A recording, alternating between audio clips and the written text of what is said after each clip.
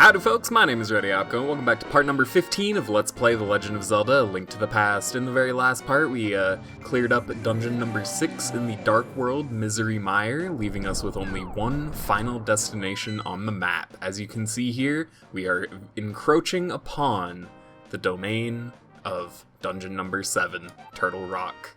The only one left on the map, which was once filled with crystals for us to collect, is now with only one. I hope you guys are as excited as I am. However, as excited as I am to get moved on and into Turtle Rock, and trust me, I'm really looking forward to Turtle Rock. It's a very fun dungeon with a lot of cool mechanics in it. We've got some stuff that we gotta encounter and take care of beforehand. As it turns out, it appears that I was slightly mistaken about not being able to make it any further from this area of the Dark World. So it is a little entrapped where you enter from this entrance, where you would in the Light World, but where you can go is right down the cliff into this cave here. And as you can see, it is going to require a number of items to actually traverse through it. The first of which is going to be the mallet in order to actually pound down these pegs. The second of which is going to be our magic cape. Now, if you have enough heart containers, and I'm certain that I do, you can actually just tank the damage that you would take from all of these spikes, and it's actually going to probably be what I'll have to do on the way back, because I don't remember the magic meter. It doesn't quite give you enough in order to make it all the way through. But I think that is actually a-okay. We've got a couple fairies in a bottle just in case we actually do come into any danger. So inside of this chest is going to be the blue Cane of Birna. If you swing it once, a ring of light will protect you. So this item is actually very similar. It's basically the same thing as the item right next to it, the magic cape, in that it provides you with invincibility. I might as well show you it since we will be able to walk through here. So as you can see, it uses the same magic meter that the magic cape does. I actually think that it uses a little bit more because the Cane of Birna actually makes it so that you damage any enemies that you run into, whereas the magic cape only makes it so that you are invisible and invincible to them indeed. So it is an interesting item, but I don't actually end up getting very much use out of it. It's something that you can only obtain very, very late. Technically, I guess you could come up here as soon as you have the hammer, but even if you were to do that, I just don't personally see very much use out of it, so not very, very interested in the Cane of Birna. It's like a weird item, and it's also, as you can see, because we grabbed it from a random cave, it is totally optional. You don't actually have to collect it to be able to beat the game, so should you choose to ignore it, I would not blame you, considering that it has limited uses, and it is kind of a hassle to go all the way through there. It's also very unfortunate that this has actually drained our magic meter. This is a very not good thing, but I think that it is going to work out in the end, as I have a whole gigantic stack of rupees that I'm working with here, 837, and I have basically nothing to spend it on. I could go spend it on the pond to the south there, and upgrade my item stashes a little bit, be able to carry some more arrows and more bombs, but I don't feel any reason to actually go and do that. The amounts that I'm able to carry of both of these things are far more than enough.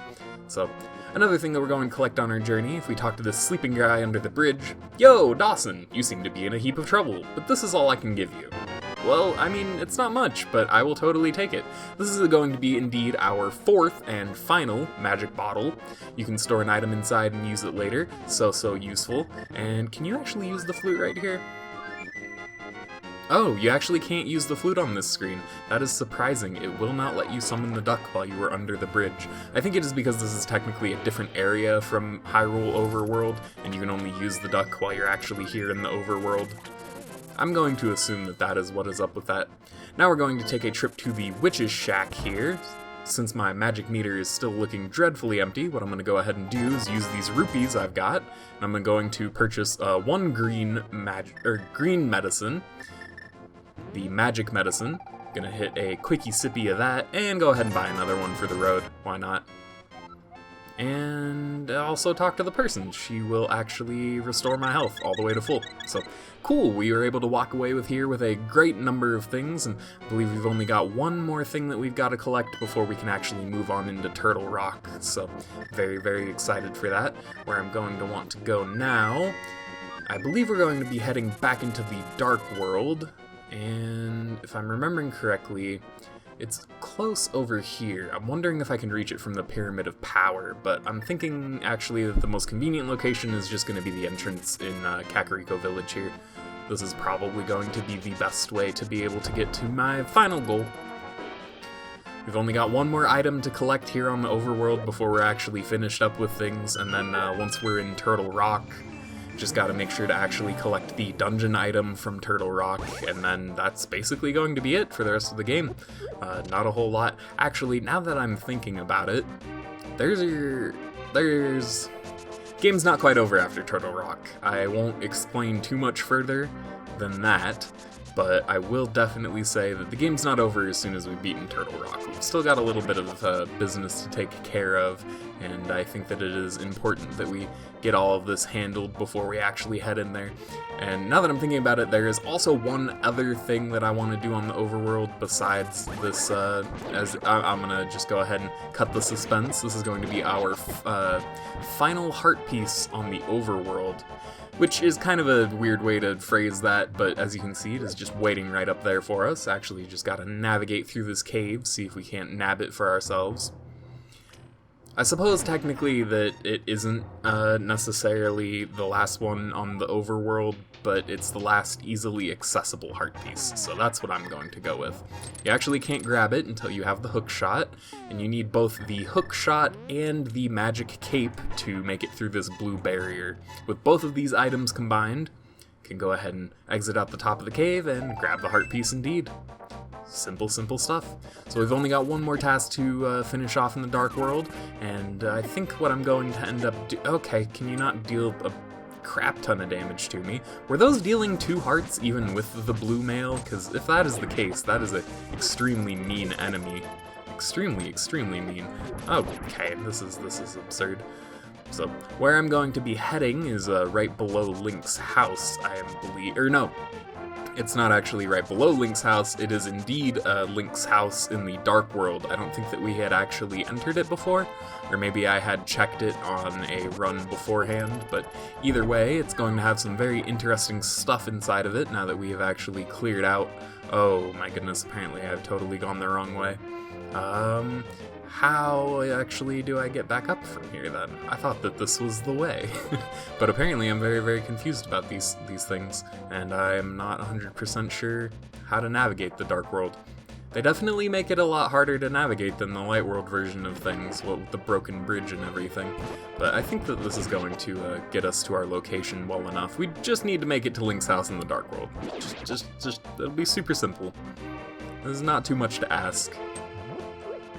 Although, apparently the game thinks so. It is making the way here extremely complicated.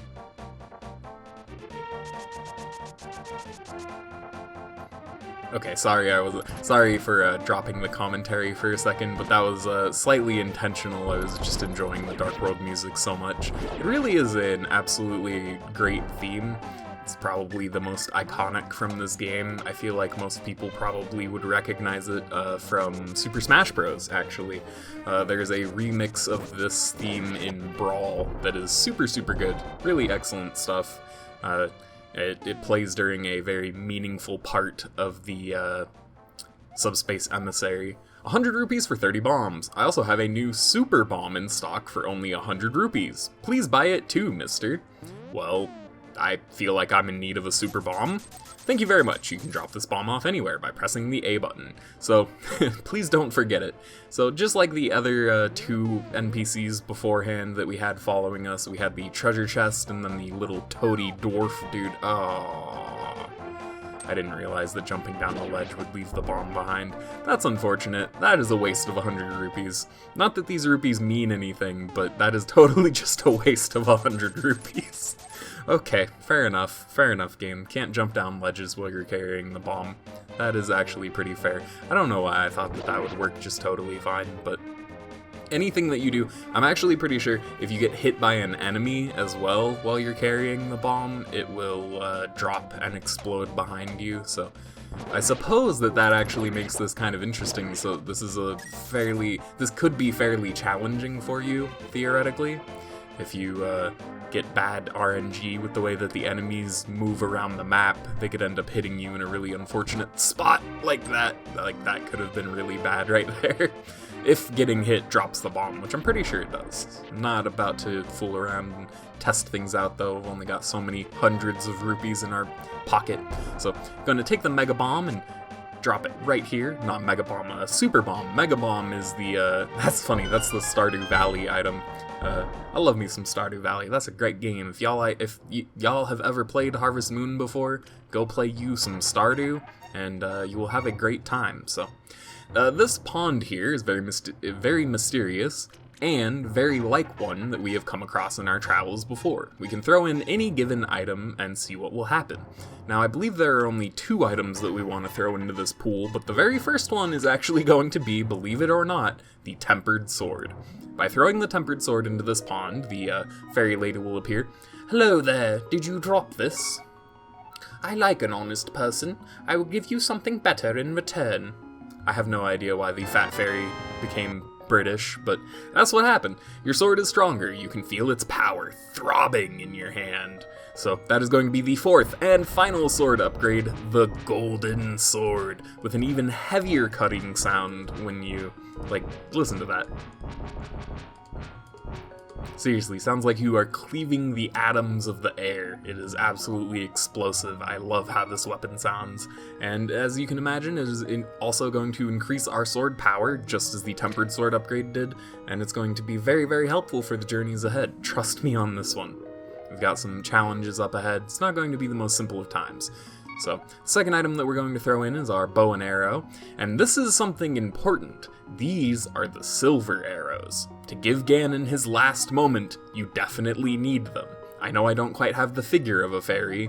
Ganon's cruel power is to blame. You must defeat Ganon.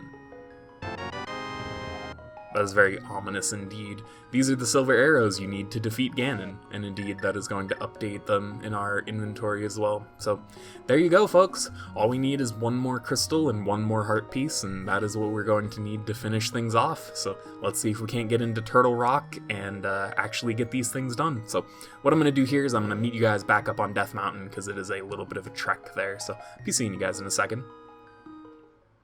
Alrighty, and I am basically back up to the point in the Dark World version of Death Mountain that is going to lead us to Turtle Rock. That is where the heart piece was in the light version world of things. Or was it in the dark? No, it had to be in the light world version of things, because you had to use the magic mirror.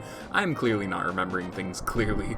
It is very goofy. So, just directly over to the right of that cave is indeed going to be Turtle Rock.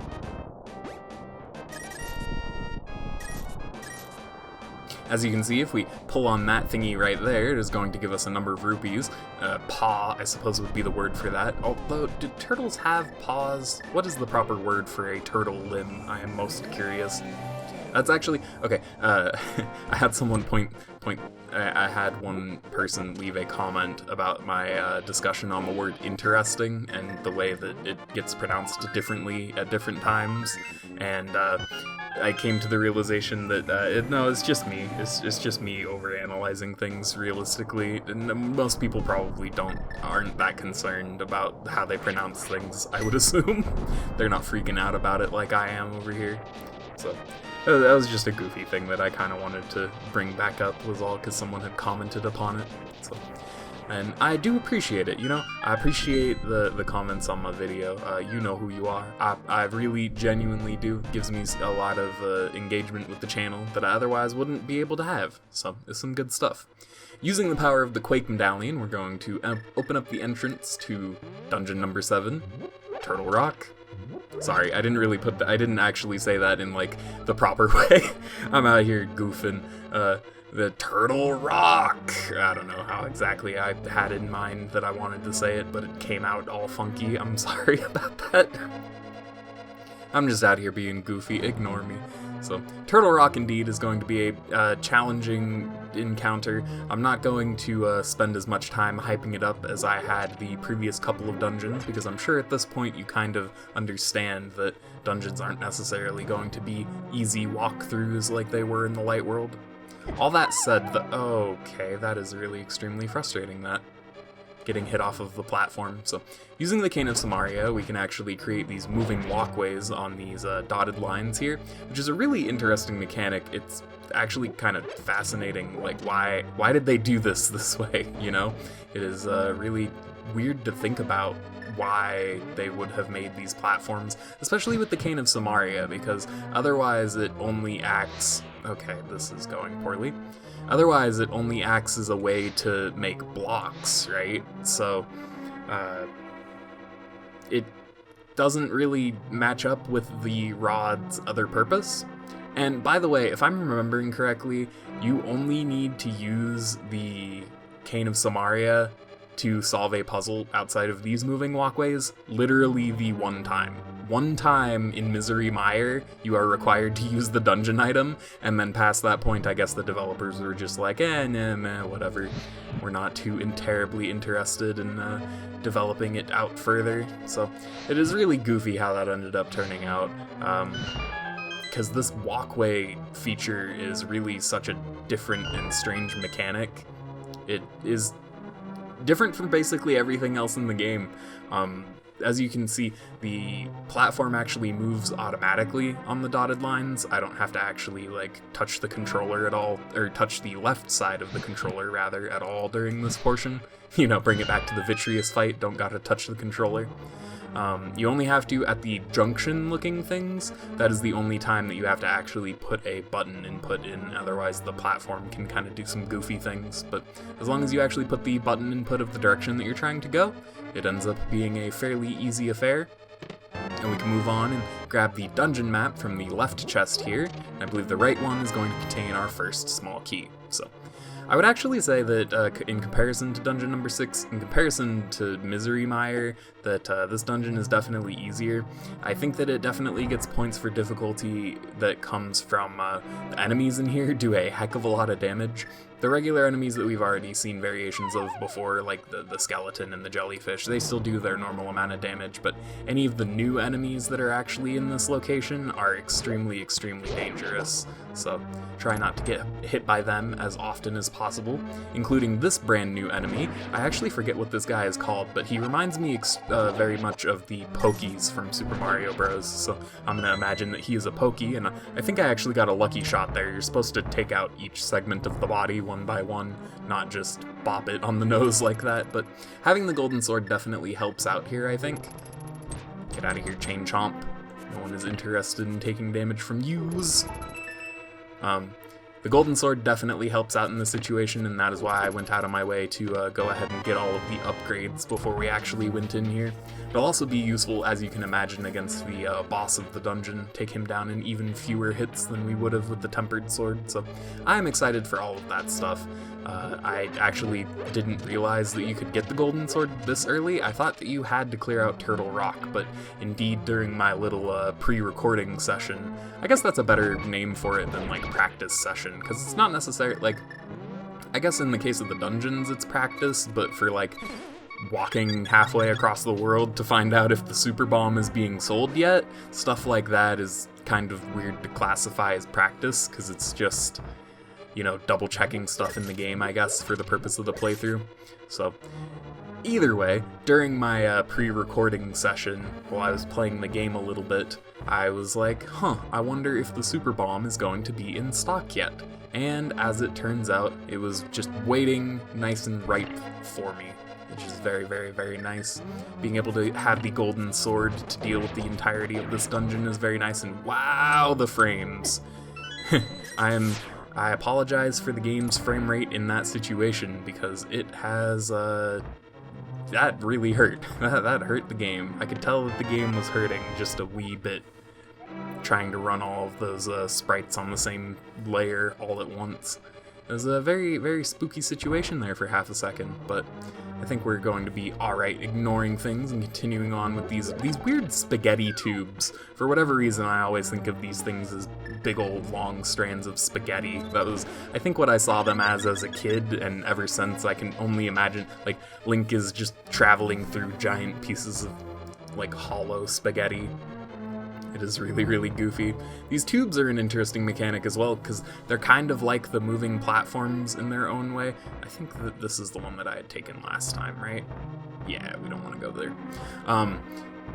These tubes are a really interesting mechanic because it's very similar to the platforms in that I don't need to touch the left side of the controller. As soon as you enter the little entranceway of the tube, it just kind of transports you to the other end. It's such a strange mechanic, truly. But, you know, that is alright. I don't think that I had mentioned it, but we picked up the big key there, which is very, very good news. Looks like we'll be able to grab this dungeon's item without too much issue. Although we may end up dying beforehand. That would be really unfortunate. Try not to as much as possible, you know, although trying not to die is not the easiest thing, I can tell you that much, especially in this game. Especially at this point in the game, I should specify.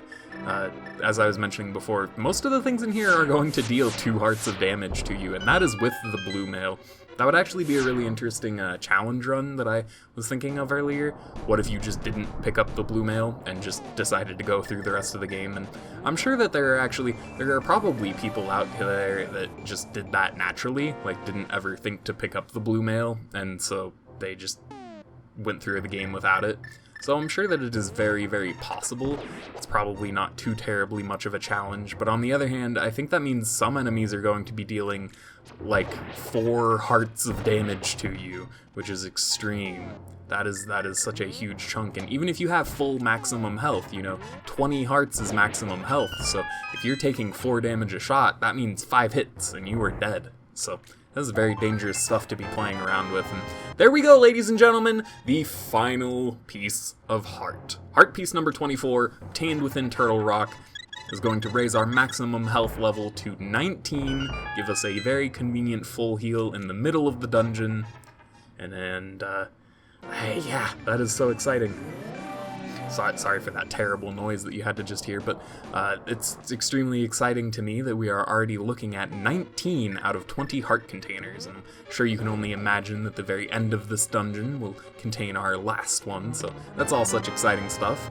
In addition to the exciting stuff, exciting as well is the mirror shield. You can now reflect blink. Let's try that again. You can now reflect beams that your old shield could not block. Wow, why was that so hard to say? That was like a really mean string of words for whatever reason. I know that that's actually a fact. I mean, relatively little about the subject, but in speech therapy, you practice on the sounds. Like, certain people are bad at certain sounds. For a lot of people, for example, they find it very difficult to make the R sound. As you can tell, it's not the easiest for me because it involves a really weird placement of the, it's like the back of the tongue at the back of the mouth. So it's a really weird muscle movement. It's not a sound that's used, not that it isn't a sound that is used, but rather that it is used in many languages and is difficult for many people as a result, I think is what it is. Again, take this with a grain of salt. I am not an expert on this sort of thing. I think that this video is going to end up being a little bit long in order to account for all of the items that we grabbed at the very beginning.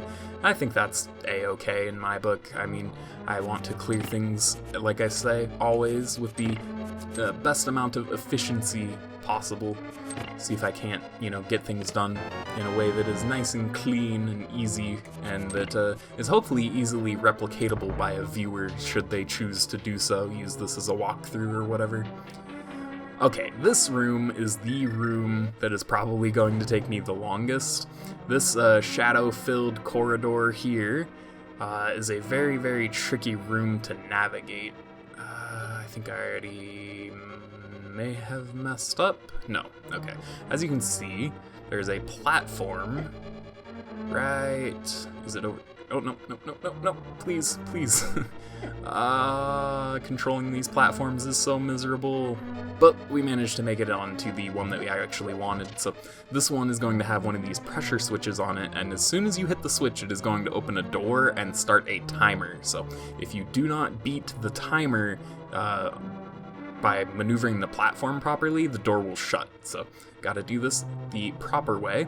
Gotta hit the switch and see if I can't do this the most efficient possible way. This room, during my very first playthrough of the game as a kid, oh no, I have goofed. I took the wrong path. This room is so confusing. It's ridiculous that they ask. I don't like this room. I'm just gonna, I guess, reduce it down to that. Is that I really don't personally like this room very much. It's really terribly confusing for no particular reason. The reason being is that you can't see anything, which is a terrible... I very much dislike the mechanic of blindness in video games, I suppose is what it is just taking away one of your critical, resources in the game. Okay, let's just die to the fire bar, take 1 billion damage. How do I get back to the platform? Why can't I get back to the platform with the pressure switch? Where is the path that I'm missing here? I'm so confused. Okay, gonna pop one of the fairies right now. It's a good thing that I brought 3 of those in with me, because otherwise I would be in a really sketchy situation.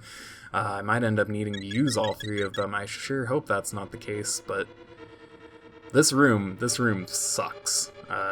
As a kid, I basically was in here for probably, I would have to guess, upward of 20-25 minutes trying to figure out what the proper direction that I was supposed to go was. Seriously, it was extremely, extremely confusing to me. Being able to... Yeah, and I didn't even make it here on time. I took a roundabout way and apparently missed the thing. See, this room is extremely frustrating to me. I'm not a huge fan of it at all. I just don't understand why the whole room would be fine and it would probably still be challenging. Okay, I'm gonna take this wrong route for the 2nd time in a row. Okay, I need to shut up. I'm sorry, guys. I can't do this while I'm talking at the same time. It requires too much focus.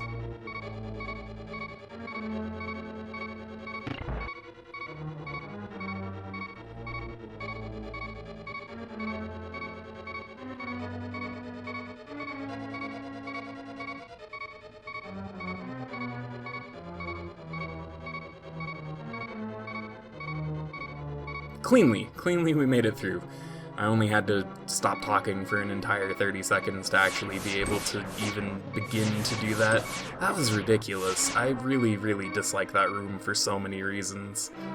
It kind of, I guess, highlights, I've mentioned it a couple of times, is that some of these dungeons end up becoming outright confusing, and I feel like trying to, trying to confuse the player ends up frustrating them, I feel like, in most situations, whereas there are better ways that you can challenge their puzzle-solving abilities than just making things confusing, making things look very similar to one another, or in that specific example, making the room dark like that literally only serves the purpose of making things frustrating. I don't feel like it is a enjoyable level of challenge. Maybe that's just me speaking personally, but I could have done without that room being in the game, if I'm speaking candidly and honestly, as you do. I think that I can actually ignore all of these other chests in here. We just need to grab the small key and move on out. I believe we've only got a couple more rooms to go before we are finished up with Turtle Rock. See if I can't get out of here without using my last fairy. That would be very preferable to... Actually, there are some anti-fairies in here. This is a really good opportunity to heal up. Yeah, let's get a full heal if we can't. It looks like the 3rd anti-fairy is actually a little bit too far down to the south, so not going to bother with it. Just going to take the semi-full heal. We are just a heart and a half below our maximum. So I'm okay with this relatively. And if I'm remembering correctly, this is indeed going to be our very, very final room before we actually need to take on the boss, so let's pop the Cane of Samaria. This is a really, really cool build-up to the final area. And here's the boss door. Ladies and gentlemen, let's enter the door. This is the boss of dungeon number 7, Turtle Rock. This is Tri-Necks. And yeah, the Tri-Necks because he has 3 necks. It is a really tasteless joke, I find. But either way, we're going to use the ability, if I'm remembering correctly, yeah, so what you gotta do with this guy is you need to use the appropriate opposing rod. So as you're seeing, I'm using the ice rod on the red head to the left here. That is funny, red head. The leftmost head here is going to be weak to the ice rod, and what you have to do is just freeze the head in place, which is really, really difficult, honestly. And you have to make it up to the head before... You basically have to not take damage, but there we go, that is going to be the left head down. While it is exploding, it is unfortunately impossible to actually check the screen, which is really frustrating. I'm gonna go ahead and pop our magic potion, because I'm pretty sure I'm going to need it here. And then the fire rod is actually a lot... Oh, that's not the fire rod, that's the Cane of Samaria. What am I doing? Okay, Nope. Gonna run into the toe, I guess, and take an entire 2 hearts of damage. That is really, really needlessly harsh. I think I probably should have moved to take out the ice head first. I think that would have been a smarter move, but actually it looks like I managed to do all of the hits that I needed to anyways, so we're finally going to move on to the final form of Tri-Necks here. His whole shell is going to explode, and then he's going to turn into a big ol' snaky boy. But all we've got to do is hit that center glowing portion with our sword, and it's going to be 1, 2, 3. Yep, very, very worth it to get the golden sword before coming in here, and I forgot the boomerang, which means that I lied to you guys. I'm so sorry. I have totally forgotten to do it for the final time, but we're going to walk out of here with 20 heart containers and our final crystal to pick things up.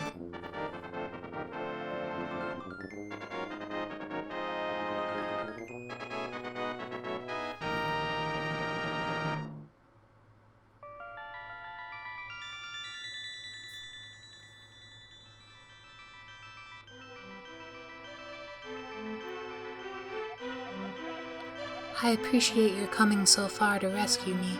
As I thought, you are the legendary hero. I have felt this from the first time we met. Ganon is waiting inside of his tower to pass through the gate linking the 2 worlds. Once Ganon enters the light world, it is unlikely that anyone can stop him. But if he stays in the closed space of this world, you can find him wherever he runs. Now, go to the Tower of Ganon. We will use our combined powers to break the barrier. Let's return peace to the country without fail.